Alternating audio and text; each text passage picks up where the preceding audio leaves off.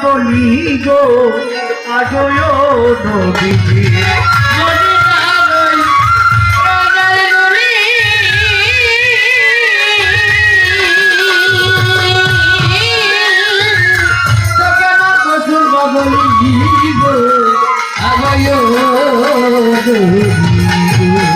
আরে ওই পথিনা নৌকা ঝুলি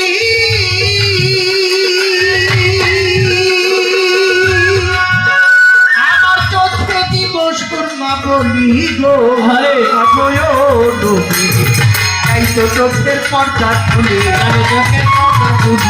যাবে চোখের পর্দা খুলি অন্ধ নয়ন রবে না গরবে না আমায় নিয়ে চলবো তোরা সোনার বদিনা মন হইয়াছে দিবানা গো প্রাণ হইয়াছে দিবানাই আমায় নিয়ে চলবো তোরা সোনার বদিনা মন হইয়াছে দিবানা গো প্রাণ হইয়াছে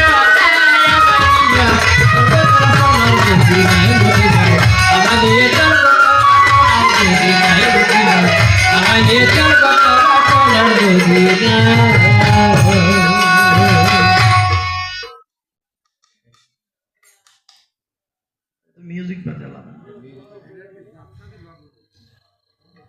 যাই হোক আজকে কমিটির পক্ষ থেকে পালা নির্ধারণ করা হয়েছে আদি গুরু এবং আদি ভক্ত আদি শিষ্য তো আদি গুরুর ভাগে আমাকে দেওয়া হয়েছে এবং আদি শিষ্যর দায়িত্বে তিনি গান করলেন বাংলাদেশের সুনামধন্য গায়িকা জনাবা বিল্লি সরকার তিনি আদি গুরু শিষ্যর দায়িত্ব নিয়ে একটি গান শুনলাম তার অত্যন্ত চমৎকার কয়েকটি প্রশ্ন গানের মধ্যে রয়ে যায় তো আল্লাহর তো কোনো বংশ ধর নাই পবিত্র কোরআন শরীফের মধ্যে সূরা ইখলাসের মধ্যে বলতেছে কুল হু আল্লাহু আহাদ আল্লাহ এক আল্লাহুস সামাদ লাম ইয়ালিদ ওয়া লাম ইউলাদ ওয়া লাম ইয়াকুল লাহু কুফুয়ান আহাদ আল্লাহ একাই একেশ্বর তার কোনো শরীক নাই তার কোনো ভাগী নাই আল্লাহ পাক কারো কাছ থেকে জন্ম নেন নাই তিনি কাউকে জন্ম দেন নাই এবার তার কথা আপনি যে গুরু আপনার বংশটা কি নিরাকারে শ্রদ্ধা হারাম অর্থাৎ আমাদের সমাজের মধ্যে কিছু আলেম সমাজ আছে তারা বলে যে আল্লাহ পাক আসমানে আল্লাহ সবকিছু সৃষ্টি করে আল্লাহ আসমানে চলে গেছে তো আল্লাহর কোনো আকার আকৃতি নাই আল্লাহ পাক বেনজির বেমিসাল আল্লাহ পাক নিরাকার আর যদি নিরাকার বলেন নির শব্দের বাংলা অর্থ হলো পানি নিরাকার আমরা আবার ওই আল্লাহর ইবাদত করি না হযরত আলী কারিমাল্লাহ ওয়াজহু বলে আমি যে আল্লাহকে দেখি না ওই আল্লাহর ইবাদত আমি করি না অর্থাৎ আল্লাহর আকার আছে পবিত্র কোরআন শরীফের মধ্যে আল্লাহ পাকের আকার আকৃতি সম্পর্কে বিভিন্ন আয়াতে তার ব্যাখ্যা করে বলা হয়েছে এখন নিরাকারে সেজদা হারাম গুরু আপনি বলেন আমি কোন বর্জ্যকে সেজদা করব তার আরেকটি প্রশ্ন সেজদার মালিক একমাত্র আমার আল্লাহ তাহলে মানুষ হয়ে মানুষকে কি সেজদা দিতে পারে এর কোনো বিধান আছে কিনা যদি থাকে তাহলে বলেন আর আরেকটু খোলাসা করে বলবেন যে দয়াল নবীকে আল্লাহর পরে কেউ যদি সেজদা পাইতো তাহলে তো আমার দয়াল নবী পাইতো কি বলেন কিন্তু আল্লাহকে তো আমরা সেজদা দিই সেজদার মালিক একমাত্র আল্লাহ আর দয়াল নবীকে কে কবে কোন অবস্থায় কবে কে সেজদা করেছিল তার একটি জানা জিজ্ঞাসা আরেকটি জিজ্ঞাসা যে আল্লাহর সাথে আপনার সম্পর্ক বা পার্থক্য গুরুর সাথে যে একটা সম্পর্ক পার্থক্য এই পার্থক্যটা নির্ণয় করেন ইনশাআল্লাহ আমি তার জবাব করব আল্লাহ যদি বলায় আপনারা জ্ঞানীগুণী মহাজন, অত কথা জানিও না, অত কিছু বলতে পারিও না। দেখি ভিতর থেকে যা আসে তাই আপনাদের মাঝে তুলে ধরার চেষ্টা করব। এবার বিষয়বস্তুটা জানতে হবে যে আদি গুরু বিষয়টা কি। আদি শব্দের বাংলা অর্থ হলো আদি বা আসল।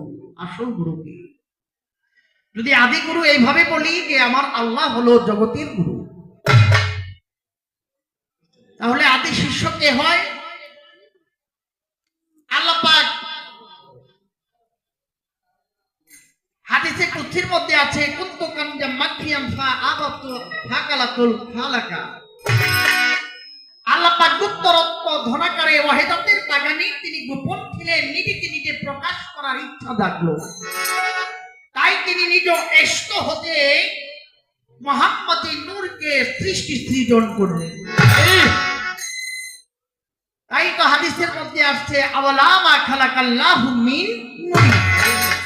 আল্লাহ পাক প্রথম সৃষ্টি করলেন মুহাম্মদী নূর, আর ওই নূর সৃষ্টি হয়ে বলে ওয়ালা কুল্লি শাইইন মিন নূরি। যদি আল্লাহ এই মুহাম্মদী নূরকে সৃজন না করত, তাহলে দুনিয়ার মধ্যে আকাশ, বৃক্ষ, তরুলতা, মানব, দানব, জিন, ইনসান ইত্যাদি আল্লাহ পাক কোনো কিছুই সৃষ্টি করতে না। তাহলে আদি গুরু হয় আল্লাহ, আর আদি শিষ্য হলো আমার দয়াল নবী। এবার হাকিকতের গুরুকে, হাকিকতের গুরু আমার রাসূল পাক সাল্লাল্লাহু আলাইহি ওয়াসাল্লাম। আমরা জগতে যারা আছি মানব সন্তান সবাই তার শিষ্য। আর দুনিয়ার মধ্যে এসো একজন গুরু ধরতে হয়। গুরু ব্যতীত একটা মানুষের ইবাদত কবুল হয় না। গুরু ব্যতীত আপনার পারে যাওয়ারও কোনো ব্যবস্থা নাই। গুরু ব্যতীত দিন এবং দুনিয়া সমস্ত কিছুই বরবাদ। যা করেন না কেন অবশ্যই গুরু ধরতে হবে। আমি একটি গান রাখি, কবি জালালউদ্দিন খান রহমাতুল্লাহ আলাইহি নেত্রকোনার একজন গায়ক ছিলেন, তার লেখা একটি গান করি। গানের পরে আমি তার জবাবগুলো আস্তে আস্তে দেওয়ার জন্য চেষ্টা করব। গানটা মনোযোগ সহকারে শুনবেন। ধন্যবাদ। একটি ভক্তি দিলেন, ভক্তি দিয়ে নাজরানাও দিলেন। এটা গুরুর প্রতি আদর, ইশক, প্রেম। যেই ভক্তের প্রতি বা যেই শিষ্যের প্রতি কোনো প্রেম, ভক্তি, বিশ্বাস না থাকে, সে শিষ্যত্ব গ্রহণ করতে পারে। তাই সৃষ্টির মূলে আমার দয়াল নবীও আমার আল্লাহকে শ্রদ্ধা করেছিল। সেইখান থেকে আল্লাহ পাক খুশি হয়ে আমার দয়াল নবীকে নবুয়তের মালিক বানাইলেন। যাই হোক, ওই কথাই না বলি, আমি আমার গানের কথা থেকে তার কয়েকটি প্রশ্ন আমি তার মীমাংসা করবো। আগে গান করি।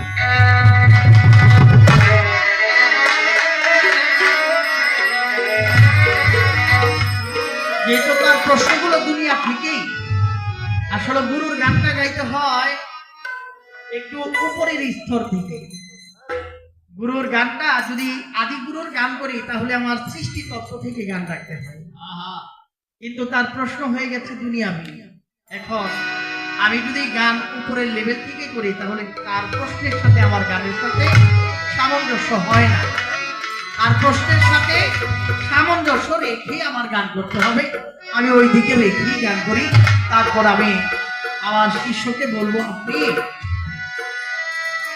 আদি বিষয়বস্তুতে কি ওইখান থেকে গান রাখেন, আমি ওইখান থেকে গান দেখে কিছু মানুষকে কিছু বুঝাই। ওরে মন করে মানুষে আছে সেই মানুষ, এই মানুষে আছে সেই মানুষ পড়িয়া থাকো, মানুষের মায়রে পড়িয়া থাকো।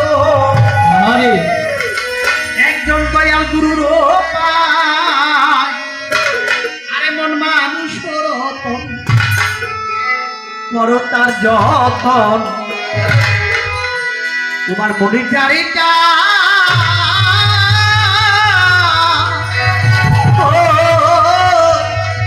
শিষ্যরে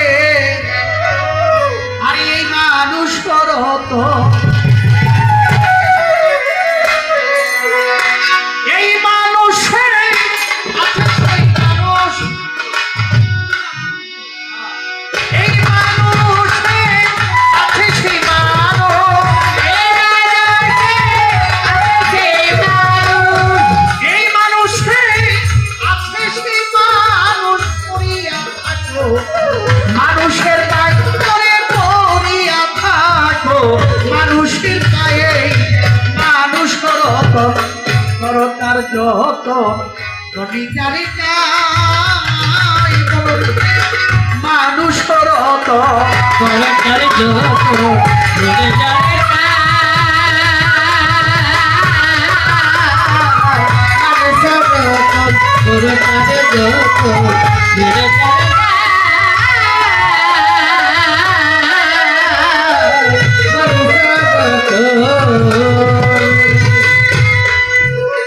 ওরে মন বিশ্বাস ভক্তি প্রেম একটি তারে তিন যাহার কাছে আছে তারে ভজ চিরদিন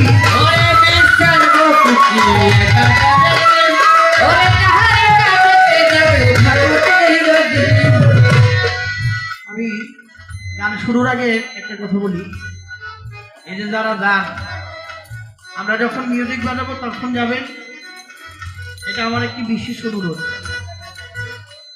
আর এই যে গান নিলে তারপরে যে আপনারা এদিক সেদিক ঘোরাফেরা করেন, তাহলে আর কোনোদিন গান শুনতে আসেন না। গান জ্ঞানী লোকের জন্য, অজ্ঞানীর জন্য গান নয়। কথাটা বুঝে আসছে? আরে গান শোনায় আমাদের। আপনি বলতে পারবেন যে আপনি কোন অবস্থায় কখন মারা যাবেন? বলতে পারবেন? আমার রাসূলের গান বলি, আমার শান্তির মুর্শিদের গান, এই গানটা শুনে দেখুন না। এই গানের মধ্যে তো আমার গুরুর কথা হয়, এই গানের মধ্যে তো আমার দয়ার নবীর কথা হয়, আল্লাহর কথা হয়, উনি আল্লাহর কথা হয়। আপনি আল্লাহর কাছে যে বলতে পারবেন যে আল্লাহ তোমার এক কলির মাহফিলে থেকে আজরাইল আমারে কবজ করে দিলে, কলির উছিলায় মাফ করে দাও, হয়ে গেছে।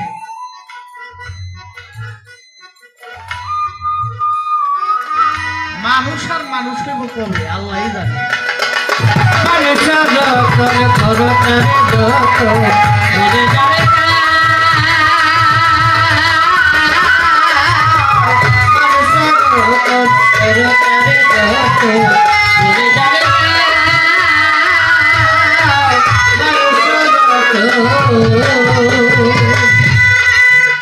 ওরে মন বিশ্বাস ভক্তি প্রেম একাধারে তিন যাহার কাছে আছে ভজ চিরদিন ভক্তি আর বিশ্বাসে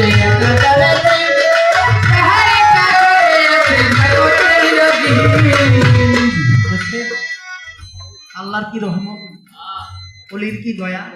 বান্দারি বাবু অলির পারে না এমন কোন কাজ নাই বান্দারি খেলো জগতে, যার গুরু সত্য।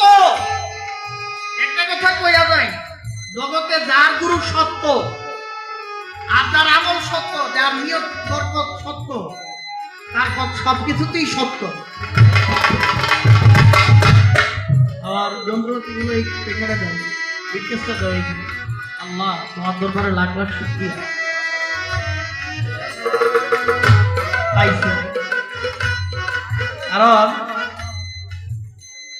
এই বিকেশের মধ্যে লক্ষ লক্ষ টাকা নাই, কিন্তু আমার জীবনের যত সঞ্চয় কামাই সবকিছুই পাইছি আলহামদুলিল্লাহ। অলির দরবারে লাখ লাখ শুকরিয়া। ওরে মন বিশ্বাস ভক্তি প্রেম একেবারে তিন যাহার কাছে আছে ভজ চিরদিন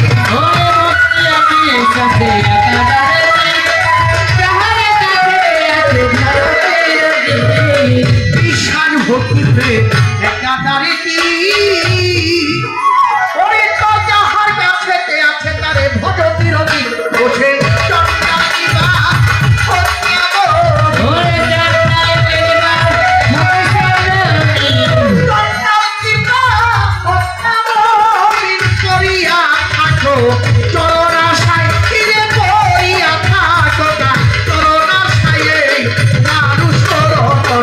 সরকার যত মনে জানে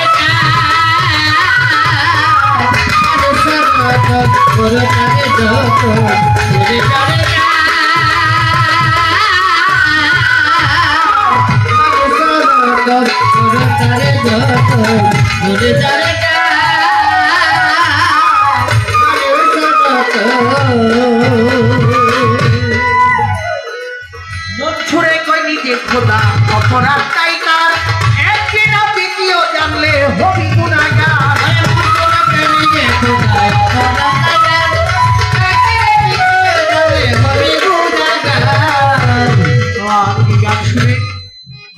সুনামধন্য গায়িকা জনাবা নীল সরকার আমার আম্মাজান আমাকে 500 টাকার মাধ্যমে দোয়া সম্মানিত করলেন। তার প্রতি সালাম। আসসালাম। মানুষের বিবেক বুদ্ধি মানুষ মাত্র ভুল, এই মানুষের ঝগড়া করে মানুষ কি তাই ভুল।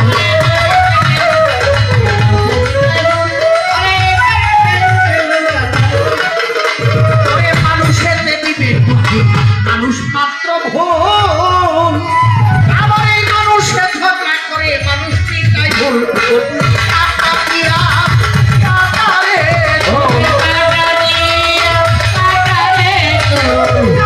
দিয়া টাকা রে, তুল কইর না কেহ, বিশ্বে দ্বারা খবর কইর না কেহ, বিশ্বে দ্বারা এই মানুষের রতন। তারে যত মনে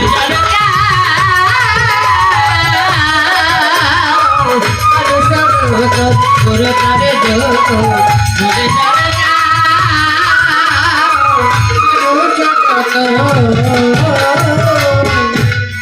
ওরে বন্ধু ছুড়ে কইনি কি খোদা অপরাধ নাই কার, একদিন দ্বিতীয় জানলে হবি গুনাহগার।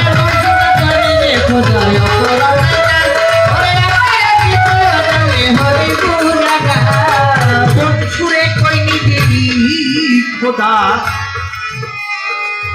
অপরাধ নাই কার, একদিন দ্বিতীয় জানলে হবি গুনাহগার।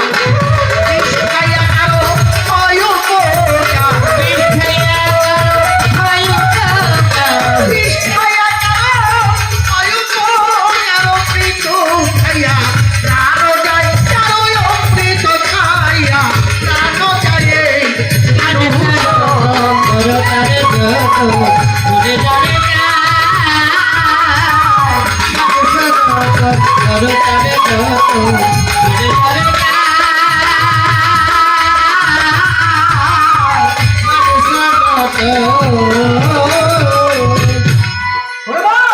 মোদকের রাস্তা দিয়া স্বর্গে চলে যাও, আমার হই বাড়ি থাকলে বড় ঔষধ খাও। মোদকের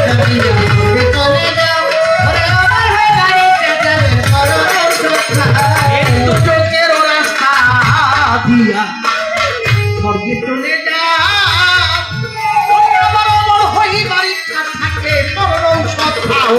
সেই ঘাটে তোর কি করে খাও, সেই ঘাটে তোর পিছনে পাও, সেই জায়গায় হে দাঁড়াও, অমর সেই জায়গায় হে দাঁড়াও রে।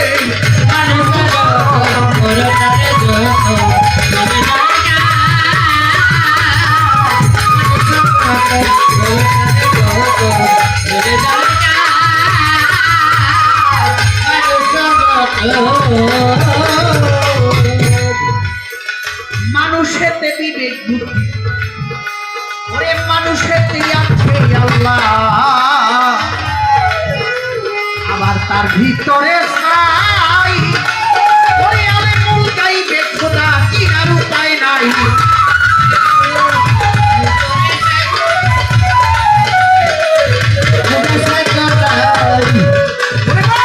মানুষের আছে আল্লাহ, আবার তার ভিতরে ছাই। ওরে মনালে মূল গাইবে খোদা কি আর উপায় নাই। ভাবতে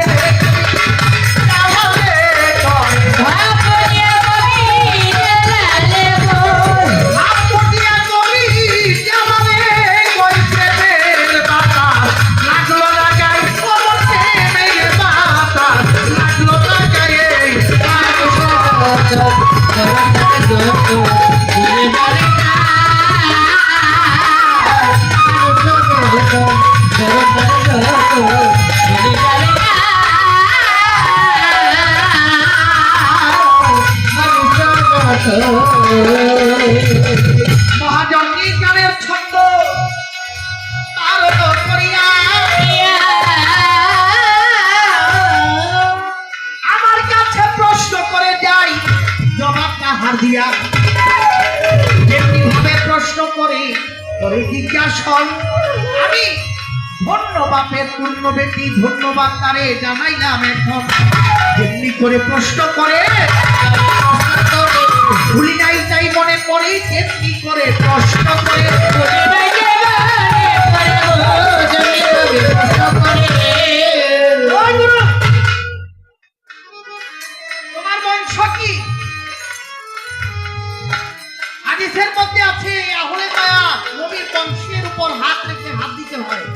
আমি কি তোমার হাতের উপর হাত দিলে অর্থাৎ তোমাকে যে কি আল্লাহকে পাবো, নবীকে পাবো, নাকি তুমি নবীর বংশধর কিনা? আমার রাসূল পাক সাল্লাল্লাহু আলাইহি ওয়াসাল্লাম একদিন আমার দয়াল নবী মাওলা আলী, মা ফাতেমা, ইমাম হাসান হুসাইন এর সাথে নিয়ে একটি চাদরের মধ্যে আবৃত করে বসলেন এক চাদরের ভিতরে। আর সাহাবীদেরকে বললো, ও সাহাবীরা তোমরা জানিয়ে রাখো এই যে আমার আহলে বায়াত আমার বংশধর। মক্কার কাফেররা কয় নবী হলো নির্বংশ, নবীর কোনো ছেলে সন্তান বেঁচে ছিলেন না, তারা জীবিত ছিলেন না। আমার দয়াল নবীর 4 জন কন্যা সন্তান, 4 জন ছেলে সন্তান দুনিয়াতে কি আসছে। তো ছোটবেলায় জীবন দশায় ছেলে সন্তানদের মৃত্যু হয়ে যায়, মেয়েরা বেঁচে ছিল। জয়নব, কুলসুম, রোকাইয়া এবং মা ফাতেমা। মা ফাতেমাকে, মাওলা আলীকে, ইমাম হাসান হুসাইনকে নিয়ে বলেছিল, এই যে দেখো আমার আহলে বায়াত আমার বংশধর। নবীর বংশ কিভাবে আসলো? আমার মা ফাতেমা থেকে আসলো। আমার নবী বলেছে, আমি ফাতেমা হতে ফাতেমা আমা হতে, আমি আলী হতে আলী আমা হতে, আমি ইমাম হাসাইন হতে হাসাইন আমা হতে, আমি হোসাইন থেকে হোসাইন আমা থেকে। দয়াল নবী বলেছিল যে মাওলা আলী, আমি এবং আলী দুইটা নূরের, একটা নূরের দুইটা খণ্ড। তাহলে সৃষ্টি শুরু তো পাকিস্তান জাতুর ছিল, ওইখান থেকে নূর আলাদা হয়ে আবার দুনিয়ার মধ্যে আসে। মা ফাতেমা থেকে আমার রাসূল পাক সাল্লাল্লাহু আলাইহি ওয়াসাল্লামের বংশ। এবার নবী করু শাখা আলী, আমার আল্লাহ থেকে আল্লাহ, আমার দয়াল নবীর গুরু ছিলেন আমার আল্লাহ। আমার দয়াল নবীর কাছে কলেমা পড়ে মুসলমান হয়ে বায়াতের রাসূল গ্রহণ করেছিলেন মাওলা আলী। মাওলা আলীর কাছে বায়াত হয়েছে ইমাম হাসাইন হোসাইন। হাসাইন হোসাইনের কাছ থেকে ইমাম হোসাইনের মাধ্যমে বায়াত হয়েছে হাসান বসরি রাদিয়াল্লাহু রাহমাতুল্লাহ আলাইহি। হাসান বসরি থেকে হাসান মুসান্না, এইভাবে যে এই যে বংশের যে একটা সিরিয়াল, হ্যাঁ, এই সিরিয়ালটা এক সময় আসলো আমার বড় পীর আব্দুল কাদের জিলানীর বংশ, অর্থাৎ নবী বংশ। ওইখান থেকে যে আওলাদের রাসূল আমরা কেন বলি, নবীর বংশই আওলাদের রাসূলের বংশ। আমার গুরু সৈয়দ মুজিবুল বশর মাইজ ভান্ডারী রহমাতুল্লাহ আলাইহি, আমি যার হাতের উপর হাত দিয়েছি, তিনি হলো আওলাদের রাসূলের 41তম পূর্বপুরুষ বংশধর। আমার নবী বংশের 41তম পুরুষ আমি যার হাতের উপর হাত দিয়েছি, অর্থাৎ আমারও একজন গুরু আছে। আমার গুরু হলো মুজিবুল বশর মাইজ ভান্ডারী, তার গুরু শফিউল বশর মাইজ ভান্ডারী, তার গুরু গোলামুর রহমান মাইজ ভান্ডারী, তার গুরু হযরত আহমদুল্লাহ মাইজ ভান্ডারী, তার গুরু হযরত আলী রহমাতুল্লাহ আলাইহি মাইজ ভান্ডারী। আর শিক্ষাবিদ্যা ছিল কলকাতায়। এইখান থেকে এই শাখাটা প্রশাখাটা একদিন যাইতে যাইতে আমার বড় পীর আব্দুল কাদের জিলানী পর্যন্ত গেল। আমার বড় পীর থেকে হাসান মাকজুমি রহমাতুল্লাহ আলাইহি থেকে এইখান থেকে এই যে একটা সিরিয়াল, ওই বংশতেই আমার নবীর বংশ। তাই তো বলে নবীর তরু শাখা আলী হাসান বসরির পয়লা কলি তফসিরের পরে ফুল ফুটিল খাজা ওসমান আরবি। এই তো নবীর বংশ। তাহলে তারা আমার হাতে হাত দিল, তারা নবীর হাতে হাত দিল।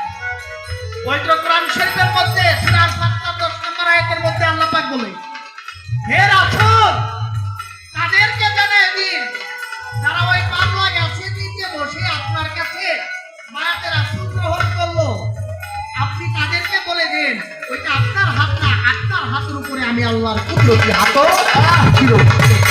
নবীর হাতে হাত দেওয়া আমার আল্লাহর হাতে হাত দেওয়া। নবীর হাতে হাত রাখতে হযরত আলী এই তো এরকম ভাবে চিন্তা আমার বংশ নির্ণয় হইয়া যায়। এইখানেতে আমি নবীর বংশ দিলাম পরিচয়। আরেকটি প্রশ্ন তাহা কোন বর্জকে শ্রদ্ধা করবো বলুন, বলো নাই আমার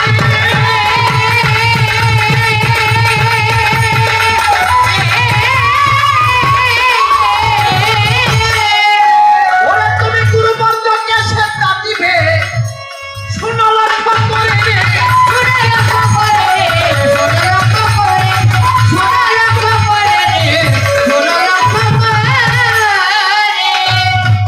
ওই আল্লাহ নিরাকার, আল্লাহরে দেখি নাই। সমাজের মধ্যে সম্মানিত আলেম সাহেবরা যার জন্য আল্লাহ যেমন তার যার মন যেমন তার কাছে তার আল্লাহ তেমন। আমি তো দেখি আল্লাহর অভাবই নেই।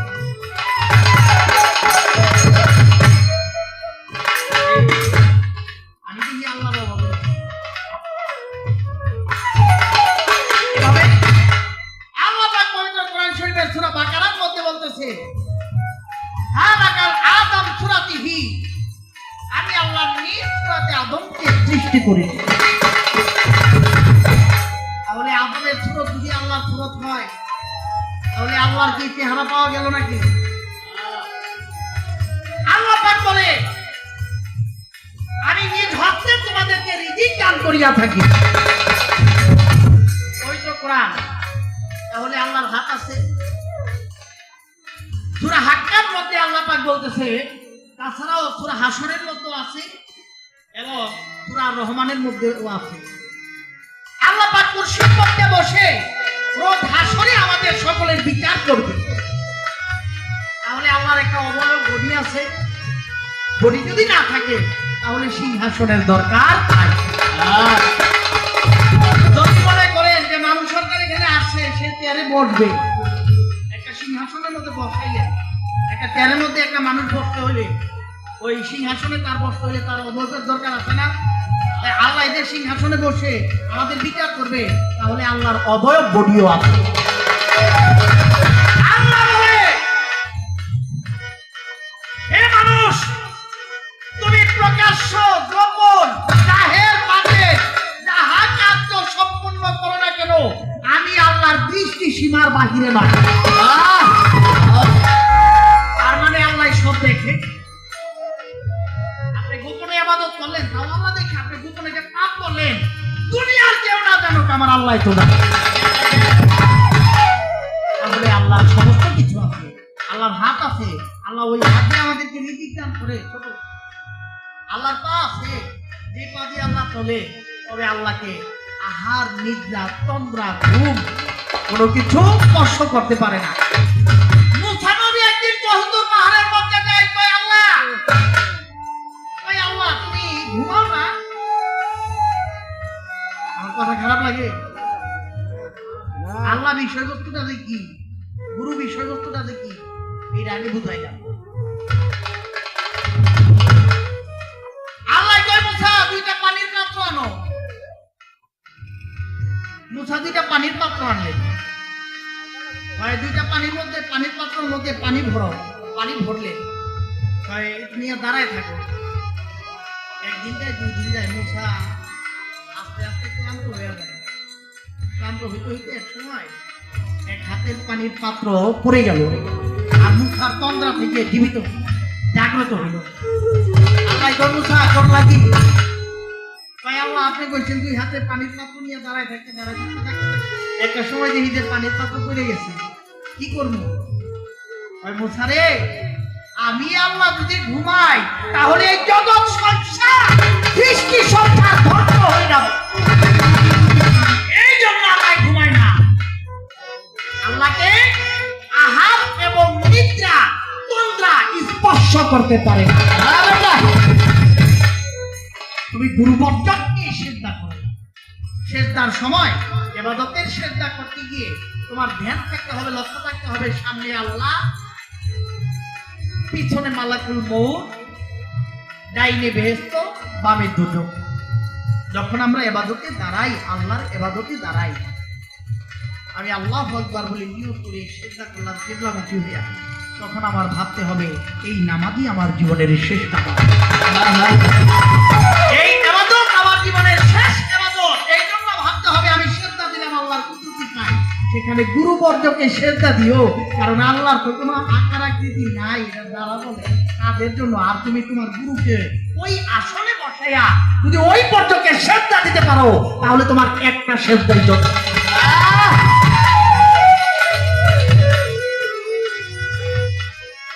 মানুষ হয়ে মানুষকে কি সিজদা দিতে পারে? মানুষ হয়ে মানুষকেই সিজদা দিতে পারে। আল্লাহ পাক আদমকে সৃষ্টি করলেন, বেহেশতের মধ্যে রাখলেন, ফেরেশতাদেরকে বলল আদমকে সিজদা করো, সিজদা করলেন ফেরেশতারা আল্লাহর হুকুমে। এখানে আদমকে সিজদা করেছিল, আদমের ভিতরে আল্লাহ নিজেই লুকাইলেন।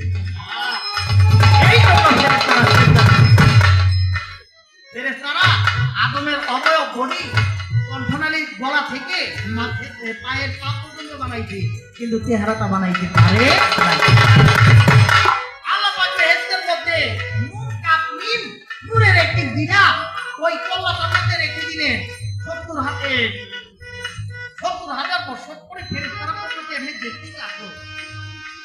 আল্লাহ পাক একদিন ফেরেশতাদেরকে অনুমতি দিলেন, এই পর্দাটা উঠাও। পর্দা উঠায় দেখে এইরকম দুইটা চোখ আদমের, দুইটা ভুরু, নাক, মুখ, আদমের চেহারার অবয়ব।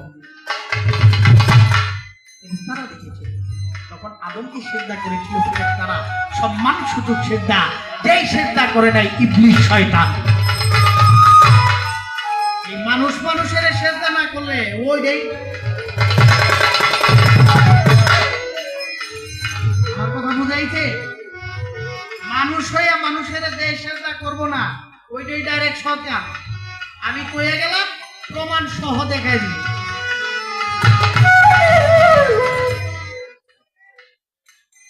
আরে মানুষ হয়ে মানুষের সিজদার কথা তো কোরআনই আছে। পবিত্র কোরআন শরীফের সূরা ইউসুফের মধ্যে 100 নম্বর আয়াত, 100 নম্বর আয়াত। ইউসুফ নবীকে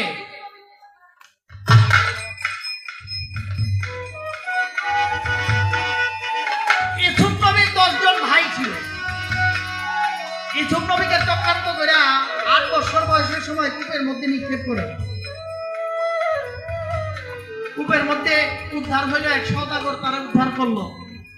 সওদাগর উদ্ধার করে মিশরের শহরে নিয়ে বিক্রি করলো। মিশরের বাদশাহী একটা সময় হয়ে গেল।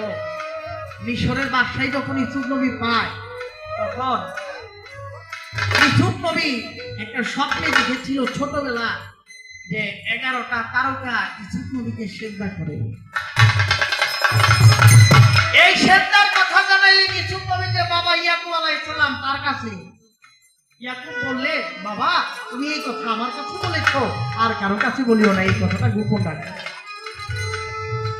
কারণ ইউসুফ নবী যে নবী হবে, এটার একটা নিদর্শন তার স্বপ্নের মাধ্যমে আল্লাহ পাক জানাইয়া দিয়েছিলেন।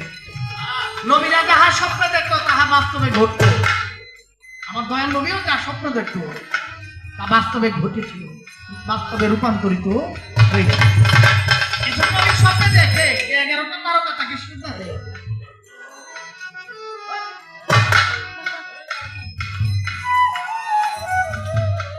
ওই 11টা তারকা ইউসুফ নবীর 10 ভাই মিশরের বাদশা মিশর চলে গেল। ইয়াকুব নবী খবর পাইল তার ভাইয়েরা খাদ্যের অভাবে মিশর থেকে খাদ্য নিতে আসলো। যখন দেখে যে মিশরের বাদশাহীর সিংহাসনের মধ্যে তার ভাই বসা, অর্থাৎ মিশরের রাজা, ওই রাজার সহকারী ছিল নবী ইউসুফ আলাইহিস সালাম। পরিচয় হইল। তারপরে তারা আসলো, রাজ দরবারে আসলো। ইউসুফ নবীর 10 ভাই, ইউসুফ নবী সহ, ইয়াকুব নবী সহ 11টা তারকা সেই দিন মানুষ হইয়া মানুষের যে সেজদা করেছিল তার প্রেমের নিদর্শন স্বরূপ আল্লাহ পাক কোরআনের মধ্যে সূরা ইউসুফের 100 নম্বর আয়াতের মধ্যে ঘোষণা দিয়েছে মানুষ মানুষকে সেজদা করে। কে কবে করছিল সেজদা নবী মুহাম্মদের পায়? হাদিসের মধ্যে পাওয়া যায়। লম্বা একটা ঘটনা।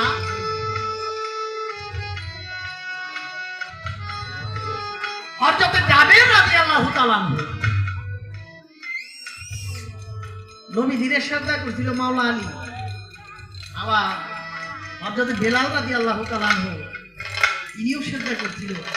আবার সেজদা করছিল হাদিসের মধ্যে পাওয়া যায় হযরত খুযাইমা রাদিয়াল্লাহু তাআলা নবীজি যুদ্ধের ময়দান থেকে আসলেন, খন্দকের যুদ্ধ থেকে। খুযাইমা রাদিয়াল্লাহু তাআলা মানত করলেন যে হে আল্লাহ, দয়াল নবী যদি সহি সালামতে আসে, যুদ্ধের ময়দান থেকে ফিরত আসে, তাহলে আমি তাকে কি তাজমি সিজদা করব? নবী পাক সাল্লাল্লাহু আলাইহি ওয়াসাল্লাম যুদ্ধের ময়দান থেকে আসলেন মদিনার মধ্যে। তখন হযরত খুযাইমা রাদিয়াল্লাহু তাআলা আমার দয়াল নবীর কাছে গিয়ে তার মনের আশা ব্যক্ত করলেন, ইয়া রাসূলুল্লাহ, আমি তো একটি মানত করেছিলাম যে আপনি যদি যুদ্ধের ময়দান থেকে আসেন সহি সালামতে ফিরে, তাহলে আমি আপনার প্রতি পায়ে সিজদা করব। আমার দয়াল নবী অনুমতি দিয়েছিলেন, খুযাইমা তুমি তোমার মানত পূরণ করো। ওইটা ছিল মানতের মানতের জন্য কাদিমি সিজদা, সিজদায়ে কাদিমি অর্থাৎ সম্মান সূচক আমার রাসূল পাক সাল্লাল্লাহু আলাইহি ওয়াসাল্লামকে দিয়েছিল হযরতে খুযাইমা রাদিয়াল্লাহু তাআলা। তারও আরেকটা ঘটনা আছে। হযরত জাবের রাদিয়াল্লাহু তাআলা দয়াল নবীকে দাওয়াত করে, ও নবী, আপনি একদিন আমার বাড়িতে আসেন, আমি একটু মেহমানদারি করিতে চাই।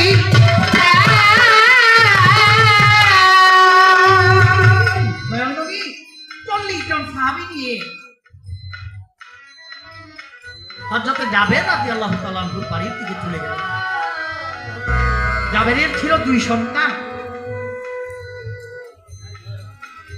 ইব্রাহিম এবং কাসিম। আর 2 ভাই মাঠে খেলা করে। এক ভাই আরেক ভাইকে দেখায়, দেখ রে, আজকে নাকি দয়াল নবী আমাদের বাড়িতে আসবে, এই জন্য বাবা আর মা আর বকরি জবাই করছে। ছোট ভাই তো বোঝে না, বড় ভাই ছোট ভাই বড় ভাইরে কয়, মা কিভাবে বকরি জবাই করলো? এই যে এইভাবে হাত বাঁধছে, পাও বাঁধছে, গলার মধ্যে ছুরি চালাইছে। কয় কেমনে? দেখবি ওই ছুরি আইনা ছোট ভাইয়ের গলার উপর দিয়ে ছুরি চালাই দিচ্ছে। যখন ছুরি চালাই দিচ্ছে, রক্তর ফুলকানি, রক্ত বাহির হইতে লাগলো, মৃত্যু হয়ে গেল। ওই অবস্থায় বড় ভাই দেখে যে ছোট ভাই তো মরে গেছে, এখন যদি বাবা জানে মা জানে আমাকে তো মারবে, ভয়ে দম দিয়ে পাথরের আঘাতে তার জীবন হচ্ছে। জাবের পাগল পাগল হয়ে গেল, সন্তান দেখতে দেখে না, সন্তান দেখতে দেখে না। যাইয়া দেখে মাঠের মধ্যে তার এক সন্তানের গলা কাটা লাশ, আরেক সন্তান পাথরের আঘাতে মৃত্যু। এখন নবী ভীত বাড়িতে আসছে। সন্তান বড় না দয়াল নবী বড়? আপনার সন্তান বড় না দয়াল নবী বড়? আমার দয়াল নবী কইছে যে আমাকে নিজের জীবনের চাইতে বেশি মহাব্বত করলো না, ওই তো আমার উম্মতই না।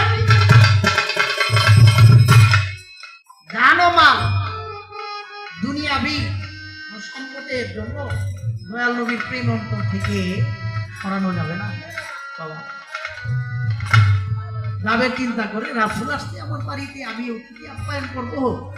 এখন আমার সন্তানের মৃত্যু, এখন যদি আমি শোক পালন করি তাহলে আমার দয়াল নবীর মনে যদি কষ্ট পায়, এই জন্য যাবে রাদিয়াল্লাহু তাআলা 2 সন্তানের লাশ ঘরের মধ্যে লুকায়া রাখলেন একটা চাদর দিয়া। নবী পাক সাল্লাল্লাহু আলাইহি ওয়াসাল্লাম খাইতে বসলেন দস্তরের মধ্যে, দস্তরখানার মধ্যে খাইতে বললেন। সামনে তিনি আল্লাহ পাক জিবরাইলকে পাঠাইলেন, হে জিবরাইল, দেখো জাবেরের পুত্রদেরকে নিয়ে যাতে খায়। দয়াল নবী বললেন, জাবের রে, তোর নাকি দুটা সন্তান আছে, তাদের কি কই দেখি না তো, তাদেরকে ডাক দে, তারা আমার সাথে খাবে। জাবেরের চোখে পানি, বলে কই রে তোর সন্তানদেরকে ডাক। জাবের কই চোখের পানি ছেড়ে দিলে, চোখের পানি ছেড়ে দিলে বলে, ইয়া রাসূলুল্লাহ, আমার সন্তান তো দুনিয়ার মধ্যে নাই।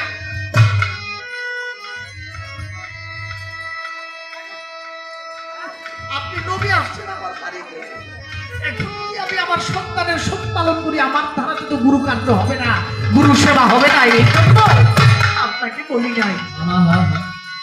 আল্লাহ কই দোস্ত, আপনি আঙ্গুল ইশারা করে ডাকবেন না, তাদের পুত্রকে ডাকবেন। আমার দয়াল নবী সেদিন আঙ্গুল ইশারা করে ডাক দিলেন, কই রে জাবেরের সন্তান, তোর জীবিত হয়ে।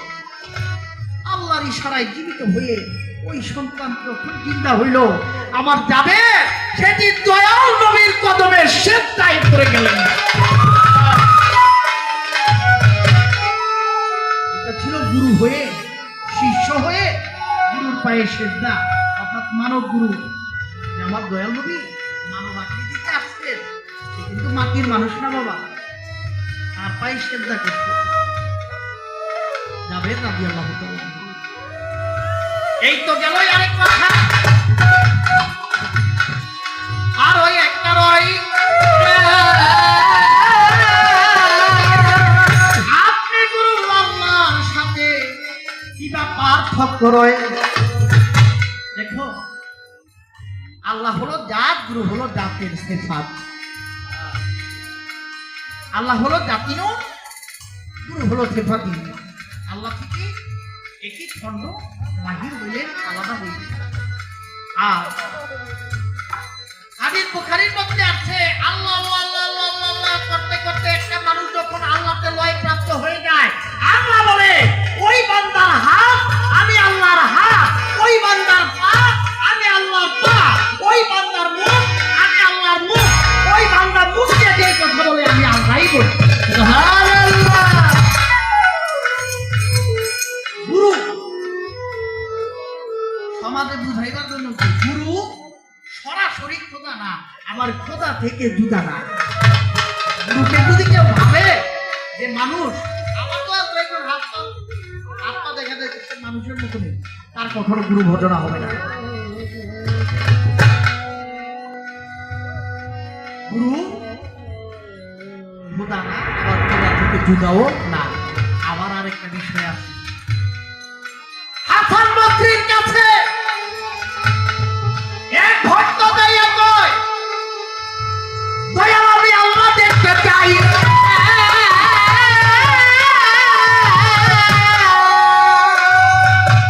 হাসান বসরি, বাবা আল্লাহ দেখবা, আল্লাহ দেখা তো সহজ, দয়াল আমি আল্লাহ দেখতে চাই, আল্লাহ দেখবা, আসো। ভক্তরে লয়ে গেল এক নদীর পাড়ে, নদীর পাড়ে নিয়ে একটা নৌকা, নৌকার মধ্যে ভক্তরে উঠাইলেন, হাসান বসরি উঠলেন, সঙ্গে আরো 4 জন ভক্তরে উঠাইলেন। মাছ দরিয়ায় গিয়ে বলে, ওর তুমি কি চাও? আমি আল্লাহ দেখতে চাই। ওর হাত পা বাঁধো। ওই ভক্তের হাত বাঁধলেন, পা বাঁধলেন। তুমি কি দেখতে চাও? আমি আল্লাহ দেখতে চাই। আর পানিতে নিক্ষেপ করো। ভক্তরা কি করলেন? তারে ধীরা পানির মধ্যে ফেলাই দিলেন। ওই ভক্ত পানির মধ্যে ডুবতে ডুবতে ডুবতে ডুবতে ডুবতে ডুবতে থাকে, আর হাসান বসরির নাম নিতে থাকে, আমি ডুবে যাচ্ছি, কিন্তু আমি তো তোমার কাছে আর কিছু চাই নাই, আমি তো আমার আল্লাহরে দেখতে চাইছি। ও মানুষ, ওই ভক্ত বলে, আমারে বাঁচাও, তুমি যদি না বাঁচাও আমার আর কোনো পারে যাওয়ার।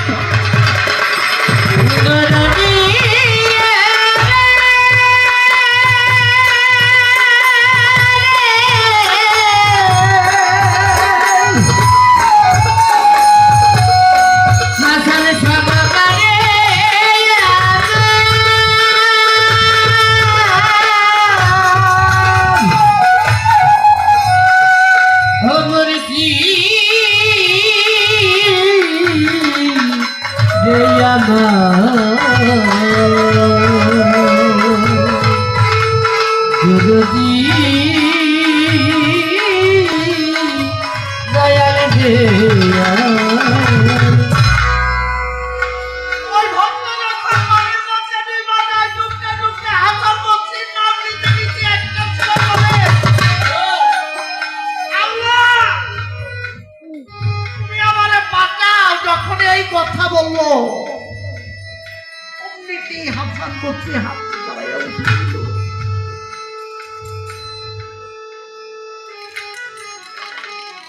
হাসান বসরি যখন তারে উঠাইলো, তার হুঁশ নাই, কোনো জ্ঞান নাই। অনেকক্ষণ পর হাসান বসরি যখন পানি ছিটা দিল, তার জ্ঞান আসলো। বলে তার হাতের বাঁধন খুলে দাও, তার পায়ের বাঁধন খুলে দাও। তখন হাতের বাঁধন, পায়ের বাঁধন খুলে দিল। তখন ওই ভক্তরে জিজ্ঞাসা করে হাসান বসরি, কি রে আল্লাহরে দেখছো? তখন ওই ভক্ত বলে, দয়াল আমি যখন ডুবতেছিলাম যখন আমি তোমার নাম জপতে জপতে জপতে জপতে এক সময় যখন বললাম যে হাসান বসরি, হে আল্লাহ তুমি আমাকে বাঁচাও, আমি তখনই দেখলাম যে একটা হাত এসে আমাকে উদ্ধার করবো। আমি একটা অবয়ব দেখেছি, একটা চেহারা দেখেছি, দেখতে ঠিক তোমার মতো। ভালো ভালো ভালো।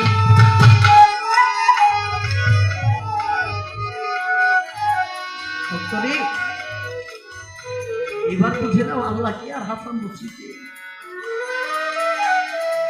তোমার মুর্শিদের সাথে, তোমার গুরুর সাথে, আল্লাহর সাথে সম্পর্ক কি? একটা সময় সে আর সে তার মধ্যে কোনো পার্থক্য করা যায় না।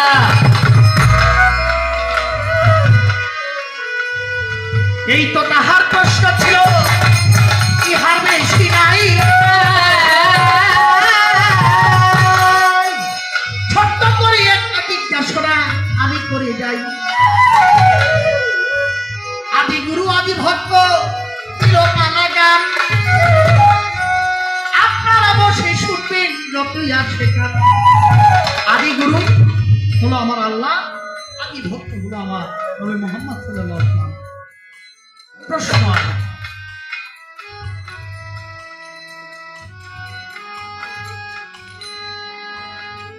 গুরুর দরবারে যাও,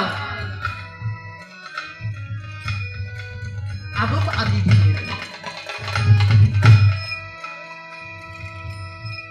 একজন গুরুর প্রকৃত ভক্ত হতে হলে, প্রকৃত শিষ্য হতে গেলে তার 16টা কাজ করতে হয়।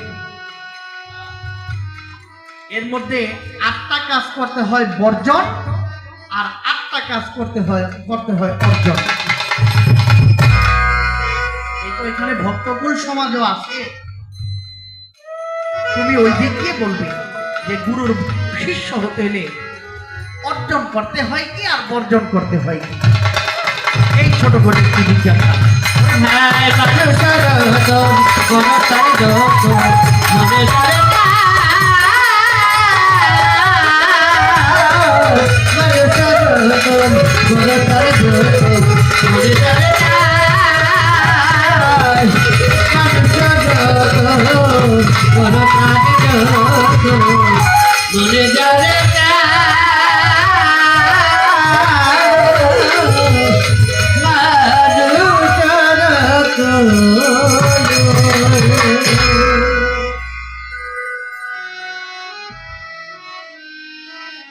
আমার একটি গান থাকবে এবার। আদি গুরু যে বিষয়বস্তুটা কি, ওই দেশকাল পাত্র থেকে আমার এই গানটি রাখি। আশা করি আপনাদের কাছে জ্ঞানী মহাজন যারা, তাদের কাছে ভাল লাগবে। ধন্যবাদ সকলকে।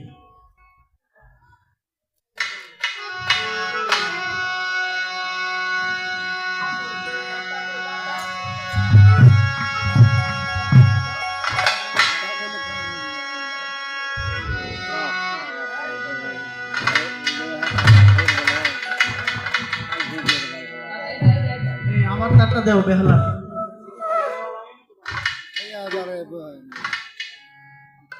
তারে কি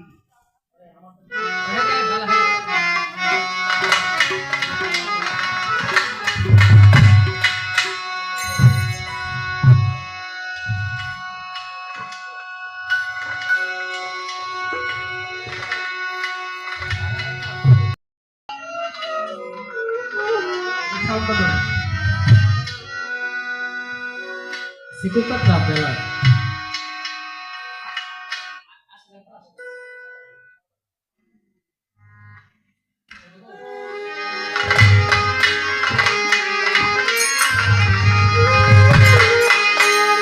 কোন সাধনায় কে কোথায় পাই কোন সাধনায়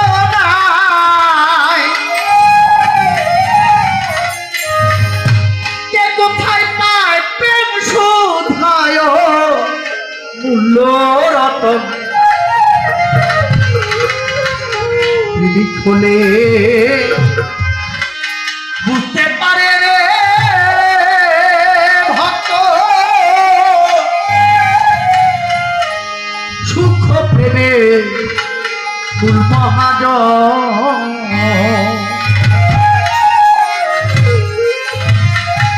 কোন সাধনায় কে কোথায় পাই কোন সাধনায় কোন সাধনায় কে কোথায় পায় প্রেম শোধায় মূল্য রতন প্রেমিক বলে বুঝতে পারেনি সুখ প্রেমে মূল মহাজ ভক্ত প্রেমিক বলে বুঝতে পারে সুখ প্রেমে মূল মহাজ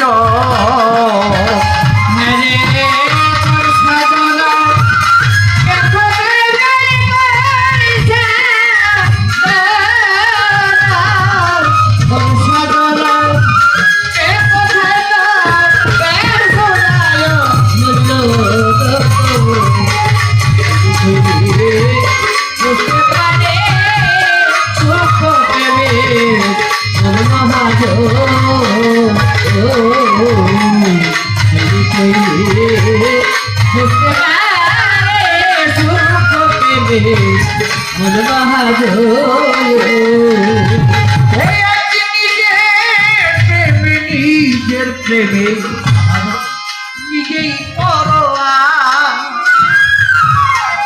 প্রেম সূচনা করতে একদিন আমায় হইছিল আশা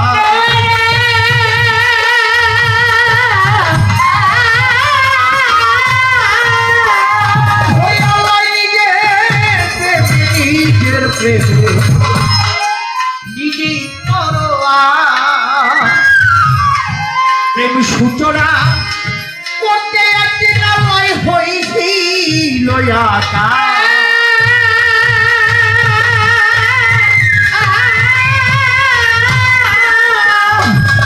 ও তার দেখাইতে সেই প্রেমের আল্লাহ নিপুণের দেখাইতে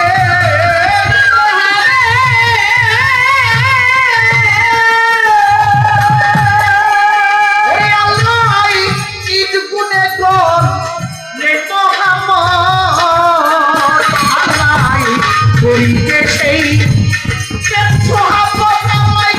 করিতে সেই করিতে সেই মালিকের হলো বলে বুঝতে পারে সুখ প্রেমে মনে মনে করে সাধনায়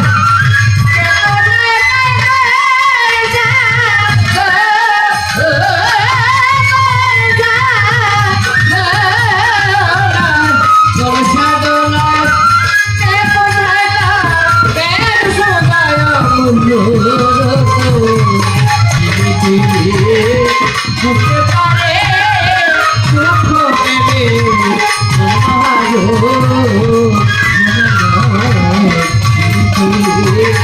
বুঝতে পারে সুখ প্রেমে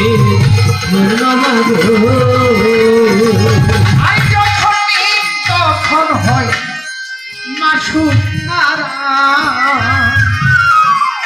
যখন পিবালিতে প্রেমের মিলন হয় তখন বেয়াছিয়া ভক্তি দিয়া প্রাণ ভক্ত হইয়া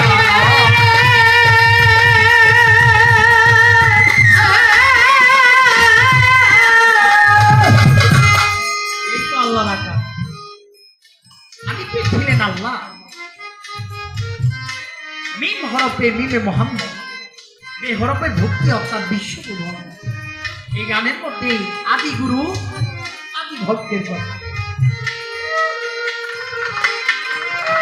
যখন মিম আলিফে প্রেমের মিলন হয়, আমার এই গান শুনে আমার আম্মা জান মিম সরকার আমাকে 500 টাকার মাধ্যমে দোয়া সম্মানিত করলেন, তার প্রতি রইল সালাম। আসসালামু আলাইকুম। মিম আর আলিফে যখন প্রেমের মিলন হয়, তখন বি আসিয়া ভক্ত হইয়া তারে ভক্তি দিয়া রয়।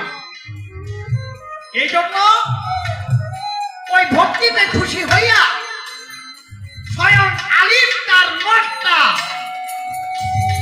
বেকে দিয়ে দিল, মিমকে দিয়ে দিল। তাই মিম হরফের মাঝখানে এক নকটা, আর যখন ভক্তি দেয় বে আসিয়া, তখন ওই ভক্তি আলিফ খালি বের নিচে এক নকটা। বে যখন ভক্তি দিল, বেটা এরকম ভাবে না, ভক্তি দিলে উল্টা হয় না, এই জন্য নুকতাটা গেল নিচে, অর্থাৎ ওইখানে মুহুরী নবুয়তের জন্ম হইল ভক্তির প্রেমে। তাই কি বলে প্রেমের মিলন হয়, বে আসিয়া ভক্তি দিয়া তার ভক্ত হইয়া রয়।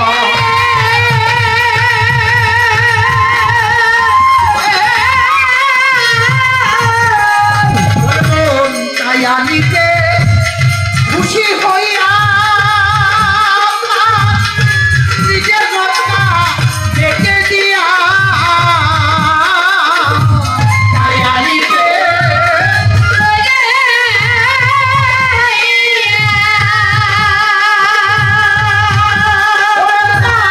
নিজের মতটা দেখে দিয়া আল্লাহ আমাদের ওই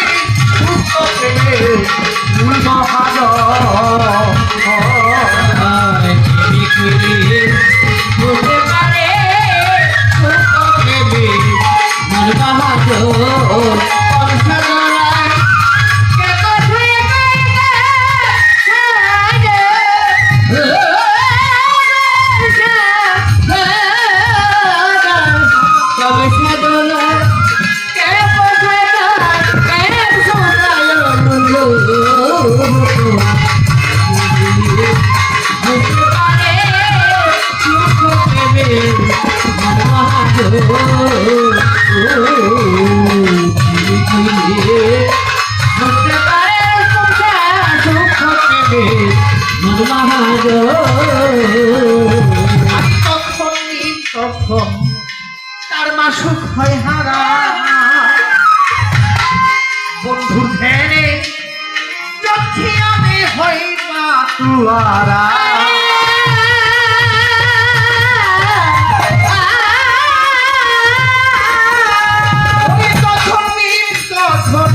তখন হয় মাসুকে হারা, বন্ধুর ধ্যানে যোগে শনি তখন হয় মাতুয়ারা।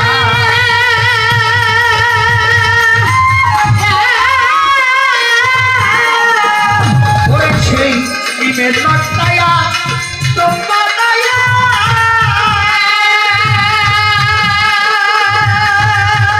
ওরে আল্লাহ আদমেতে জন্ম দিয়া ইমের লটায়া,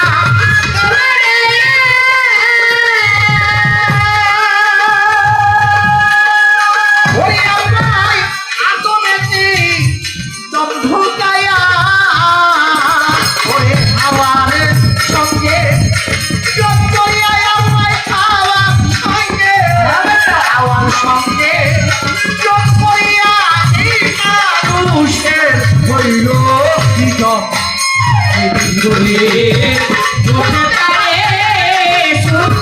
প্রেমে মন মহাজন মনে মন কোন ফাটলে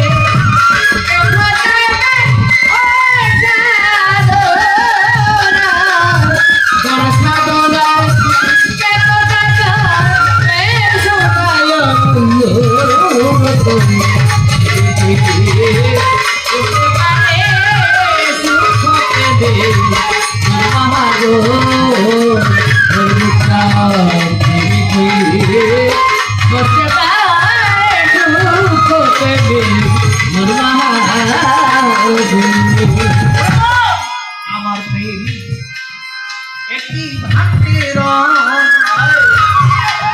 প্রেমিক হলে কাম হইতে প্রেম তারা বাস হইয়া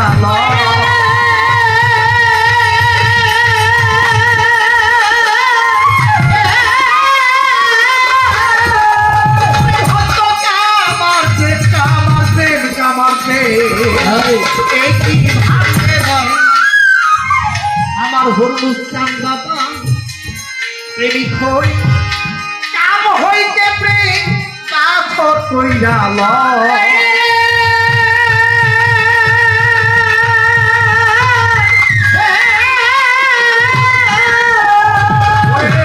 চাবুকের হয়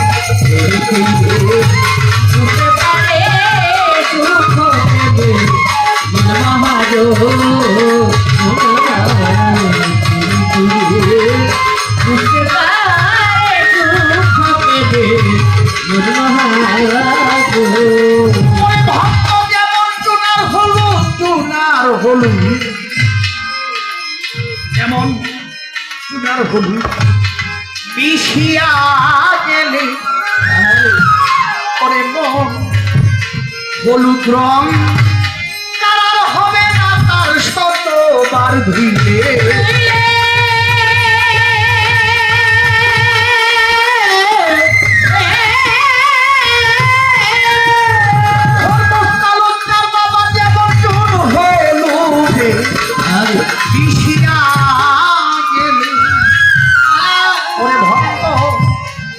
হলুদ রংটা আর হবে না শত বার ধুইলে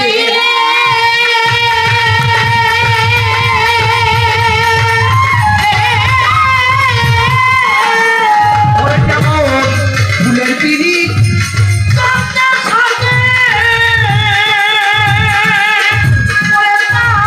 পাওয়া যায় না চাপালাতে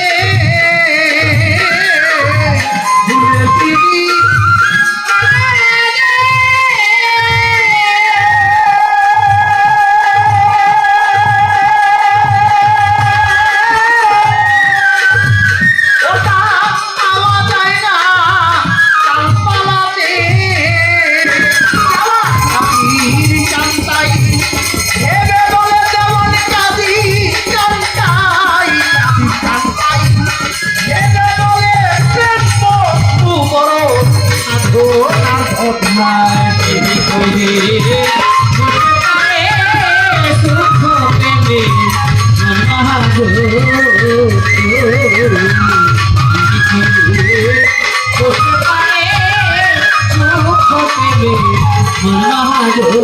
Oh